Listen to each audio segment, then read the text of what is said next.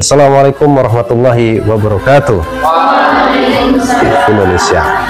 Baik, tentang peradilan agama di Indonesia, kita tidak asing lagi syariah. Kata peradilan dan pengadilan itu kira-kira sama atau beda? Bismillahirrahmanirrahim.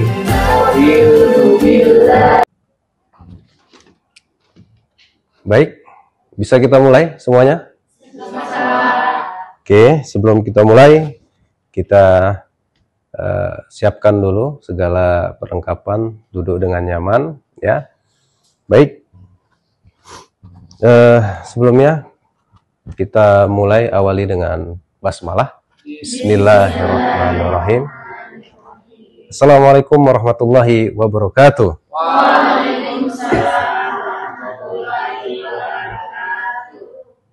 Okay, how are you today? Fine, alhamdulillah. Baik, perkenalkan, nama saya Andri Nurwandi, SSC MAG. Di sini saya akan membawakan mata kuliah Peradilan Agama di Indonesia. Ya, kalau bagi anak Fakultas Syariah nggak asing lagi berkaitan dengan peradilan agama. Ya, jadi sebelum kita mulai, mari tentunya sama-sama kita mengucapkan alhamdulillah atas segala rahmat dan rahmat Allah Subhanahu wa taala, dan tentunya kita syukuri dengan ucapan hamdalah, alhamdulillah, dan tak lupa selawat berangkaikan salam. Mari kita perbanyak kepada junjungan Nabi besar Muhammad sallallahu alaihi wasallam. Allahumma shalli wa sallim wa barik alaih. Mudah-mudahan kita mendapatkan syafaat beliau di akhir kelak nanti. Amin, amin ya rabbal alamin. Ya, baik, untuk mengawali perkuliahan ini, ya, saya ingin menjelaskan sedikit tentang capaian pembelajaran, ya, yang mana nantinya kita dipusatkan untuk mampu memahami bagaimana peradilan agama di Indonesia, ya kan? Untuk mengetahui bagaimana sistem peradilan agama di Indonesia, dan tentunya mahasiswa mampu memahami bagaimana pedoman dan prinsip serta kewenangan dari pengadilan agama ini. Karena memang ya ketika memasuki suatu profesi ataupun tugas, kita harus totalitas. Karena ketika tidak totalitas, maka tidak sempurna apa yang kita kerjakan, ya kan? Tidak terasa indah, ya. Baik, alhamdulillah, insya Allah kita akan membahas di hari ini tentang materi peradilan agama di Indonesia. Baik, tentang peradilan agama di Indonesia, kita tidak asing lagi, apalagi khusus di Fakultas Syariah. Kata peradilan dan pengadilan itu kira-kira sama atau beda? Beda. Beda, sudah pasti beda. Kata peradilan agama, ya, lebih banyak disebut sebagai tempatnya, ya, atau bangunannya. Sedangkan pengadilan dan peradilan tadi, pengadilan adalah tempatnya, sedangkan peradilan adalah sistemnya. Sistemnya yang berlaku di bangunan tersebut, bagaimana sistem hukumnya, cara gugat sampai terbitnya putusan. Baik, kita bisa lihat ke slide yang ada di depan, yaitu sejarah peradilan agama. Ya, saya ringkaskan secara ringkas. Didirikan sejak masa Hindia Belanda tahun 1882. Peradilan agama berakar kuat dalam sejarah hukum di Indonesia. Peradilan agama terus berkembang, bahkan sebelum Indonesia merdeka, peradilan agama di Indonesia itu sudah ada. Namun masih dibatasi oleh negara jajahan, yaitu hanya berlandaskan tentang peradilan ataupun membahas tentang perkawinan dan perceraian. Padahal kewenangan dari peradilan agama itu sangat banyak. Ya, peradilan agama itu banyak kewenangannya. Pertama, tempat orang cerai. tempat orang menyelesaikan perkara warisan, tempat penyelesaian perkara hukum ekonomi syariah dan lain sebagainya. Ya, jadi kawan-kawan semua di pengadilan agama, ya, tempat di pengadilan agama tersebut, kalau orang umum kita banyak menggambarkan itu adalah pengadilan tempat yang angker. Kenapa begitu? Karena di situ tempat orang yang cerai. Bahkan di Lubuk Pakam, ya, di Kabupaten Deli Serdang, tahun 2015 itu sehari ada 25 orang yang bercerai. Sehari. Nah, kalikanlah seminggu ada berapa orang yang bercerai. Sebulan berapa orang yang bercerai, dan setahun berapa orang yang bercerai. Betapa banyak janda dan duda di situ. Nah, tapi sebagai sivitas akademika, kita harus memandang secara perspektif yang berbeda. Kenapa bisa terjadi seperti itu? Kan begitu. Nah, apa penyelesaiannya? Kebanyakan di pengadilan agama itu masalah yang klasik adalah tentang ekonomi. Nah, makanya nanti setelah tamat, setelah jadi sarjana, kalian harus punya penghasilan terkhusus bagi yang laki-laki. Kerja apapun itu, ya kalau bisa yang bagus, ya kan? Nah, kalau dapat yang bagus, yang lebih bagus pun nggak apa-apa, ya kan? Jadi Pak, kok dapat kami gaji 5 juta, nggak apa-apa Pak? Nggak apa-apa. Nah, dapat yang 20 juta pun nggak apa-apa. Senang kami para dosen-dosen, ya. Jadi itulah sekilas tentang peradilan agama. Berikutnya ada struktur organisasi di peradilan agama itu. Yang pertama ada pengadilan agama itu tingkat kabupaten, pengadilan tinggi agama itu tingkat provinsi, dan yang di Jakarta atau di di pusat itu adalah Mahkamah Agung Republik Indonesia. Nah, jadi di pengadilan agama misal di sekitar kita di Deli Serdang itu pengadilan agama tingkat 1B, ada tingkat-tingkatannya, ya. Berikutnya kewenangannya. Ini kewenangannya salah satu di pasal 49 Undang-Undang Nomor 3 Tahun 2006, ya. Perkara yang diurusi oleh pengadilan agama adalah perkawinan, warisan, wasiat, hibah. Urusan wakaf juga tadi yang disebutkan kawan kita tadi, zakat, sodakoh, dan infak. Jadi kalau kawan-kawan punya ada sengketa tentang warisan, baik di rumah ataupun di tetangga, larinya penyelesaiannya ke pengadilan agama.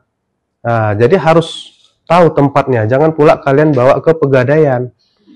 Nah, apalagi ke rumah makan. Nah, jangan ya. Anak kampus kita harus lebih cerdas dan lebih interaktif lagi. Baik, fungsi utama peradilan agama, ya. Ini kita kupas lagi. Fungsi utamanya adalah apa? Untuk mengadili. Nah, mengadili apa yang diadili di situ? Namanya udah peradilan. Peradilan itu diambil dari kata adil, ya kan? Jadi tempat mengadili dan penyelesaian segala persoalan. Nah, termasuklah persoalan yang disebutkan tadi kewenangannya. Fungsi mengadili yaitu apa? Memutuskan sengketa yang berselisih terkhusus di bidang perdata. Nah, ini ingat ya, dia khusus bidang perdata. Kalau di peradilan umum, dia di situ membahas tentang memutuskan sengketa pidana. Jadi pidana ini kaitannya apa? Misal ada yang mencuri, ada yang membunuh, ada yang merampok. Penyelesaiannya bukan ke pengadilan agama, tapi ke pengadilan umum. Berikutnya ada fungsi koordinasi, bekerja sama dengan organisasi masyarakat, fungsi pembinaan pengawasan, ya kan, dan terakhir fungsi nasihat dan pelayanan hukum. Berikutnya proses pengadilan itu biasa ada pemeriksaan perkara, putusan banding, dan kasasi. Oke. Nah, di situ ada peran yang paling penting. Di dalam suatu pengadilan dan sistem peradilan ada seorang hakim di situ. Ya, sosok hakim ini tahu nggak? Saya kupas. Tahu nggak gaji hakim itu berapa? Nah, gaji hakim itu sebulan tuh 20 juta. Itu paling kecil. Paling kecil. Dah. Makanya kalau kita alumni syariah, salah satu profesi yang bisa kita raih adalah profesi hakim ini. Selain profesi hakim, ada profesi advokat. Ya kan, bukan alpukat ya. Bukan. Dah, seperti Hotman Paris Hutapea. Tahu nggak gajinya berapa itu? Ya, kalau udah nangani satu perkara, itu 500 juta ke atas. Satu perkara. Dah, bisa lagi jadi nanti notaris. Ya kan? Setelah notaris apa? Bidang LBH, Lembaga Bantuan Hukum, dan lain sebagainya. Dah, berikutnya yang terakhir, perkembangan terkini tentang pengadilan agama, ya. Banyak kasus-kasus yang memang pada saat zaman Rasulullah sampai sekarang ini banyak dikenal dengan masalah-masalah yang kontemporer. Tidak ada di zaman Nabi, ada saat sekarang ini. Misal, contoh kasus adalah sekarang ini ada namanya laundry syariah. Pernah dengar? Ada jualan syariah. Ada pegadaian syariah. Pernah dengar? Pokoknya label syariah, bahkan pun bank syariah. Ya kan? Ketika berperkara, mengalami permasalahan, penyelesaiannya ke pengadilan agama.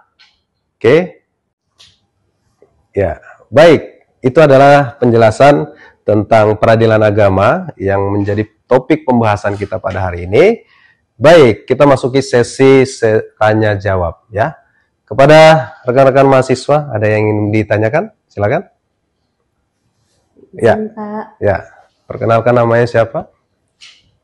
Perkenalkan Pak, nama saya Sastri Dalila. Jadi saya izin bertanya Pak, bagaimana perkembangan peradilan agama di Indonesia pada masa sekarang, Pak? Baik, terima kasih. Kita kasih A+ dulu semuanya. Pertanyaan yang bagus, bagaimana perkembangan peradilan agama di Indonesia pada saat sekarang ini? Perkembangan peradilan agama pada saat sekarang ini, alhamdulillah sudah memasuki atau mengalami fase kemajuan, baik dari masa-masa kepresidenan dari pertama sampai sekarang, ya kan? Dan di awal adanya Undang-Undang nomor 7 tahun 89, ya kan? Itulah pondasi akar kuat terhadap kemajuan dari perkembangan peradilan agama di Indonesia sampai sekarang. Makanya baik dari segala sistem peradilan agama sudah disusun dengan baik, berkaitan juga dengan profesi hakimnya juga sudah semakin sejahtera. Namun di samping itu ada juga problemnya. Problemnya apa? Perkara-perkara yang terjadi di masyarakat itu semakin bertambah, bukan semakin menurun. Padahal media informasi sekarang ini sudah banyak bisa kita dapat, baik dari internet, ya kan? Tapi kenapa ya tingkat permasalahan di pengadilan agama itu semakin banyak? Terkhusus itu masalah perceraian. Makanya saya ingatkan bahwa untuk kita semua di sini, bagi yang sudah siap menikah, ya kan, siapkan dengan baik, pikirkan dengan baik, jangan sampai terburu-buru, ya kan. Apalagi yang putranya ini, yang cowoknya harus siap mental, fisik, siap kuping, siap apalagi semua hal. Nanti kalau udah nikah nanti siapkan kuping, istri nanti merepet, bla bla bla bla bla, siapkan kupingnya, ya kan? Siapkan hatinya biar sabar. Apalagi siapkan isi dompetnya biar terpenuhi kebutuhan keluarga, dan mulai dari status suami istri masuk ke statusnya menjadi seorang ayah dan ibu, belum lagi nanti masuk fasenya statusnya menjadi seorang kakek dan nenek, adanya cucu. Itu berbeda. Berbeda itu. Makanya ketika kalian nanti sudah nikah, ya kan, kalian disebut dengan pasangan suami istri, ya kan. Ketika sudah punya anak, nanti nama kalian juga berganti, jadi statusnya seorang ayah dan ibu. Itu berbeda lagi. Oke, terima kasih. Bisa untuk mengawali perkuliahan kita, untuk mendapatkan keberkahan dan ridho dari Allah Subhanahu Wa Taala. Silakan. Baik, untuk daripada itu, mari kita berdoa bersama dalam memulai pembelajaran hari ini. Bismillahirrahmanirrahim. Bismillahirrahmanirrahim.